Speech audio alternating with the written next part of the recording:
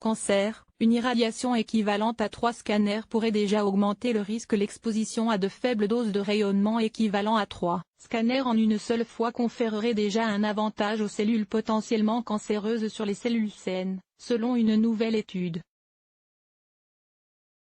La science a déjà montré que certains organes et tissus du corps humain, notamment la peau, sont des champs de bataille où des cellules comportant des mutations sont en concurrence avec des cellules saines. Nous avons tous plus ou moins de cellules mutantes pouvant évoluer en cancer, mais très peu y parviendront au final.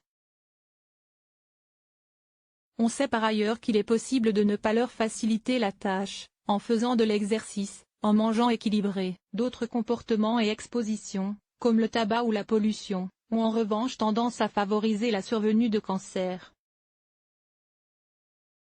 Une nouvelle étude semble indiquer que l'exposition à de faibles doses de rayonnement aurait aussi son rôle à jouer dans la prolifération du cancer.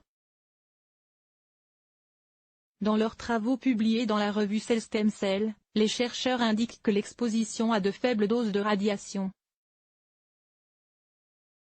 équivalente à 3 scanners, normalement considérés comme inoffensifs, donnerait un avantage aux cellules potentiellement cancéreuses sur les cellules saines.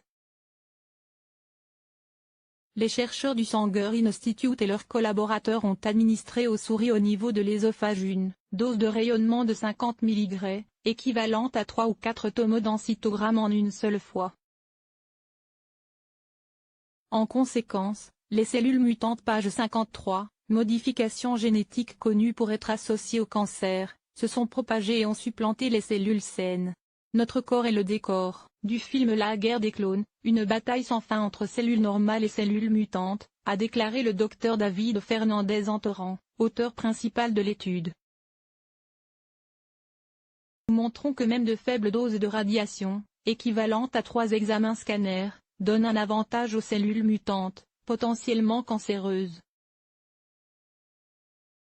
Nous avons découvert un risque supplémentaire de cancer dû aux radiations qui doit être reconnu, a ajouté le chercheur. Dans une seconde expérience, les scientifiques ont administré aux souris un antioxydant en vente libre, la N-acétylcystéine, NAC, avant de les exposer au même niveau de radiation. Résultat, l'antioxydant a semblé donner l'avantage aux cellules saines, en leur donnant le coup de pouce nécessaire pour éradiquer les cellules mutantes page 53. Cependant, l'antioxydant seul sans exposition aux radiations n'a pas eu cet effet. Tout en invitant tout un chacun à ne pas s'alarmer, puisque d'autres études chez l'homme seront nécessaires pour confirmer ces résultats, les auteurs de l'étude estiment que ce potentiel risque doit être pris en compte dans l'évaluation de la sûreté radiologique. Source, communiqué.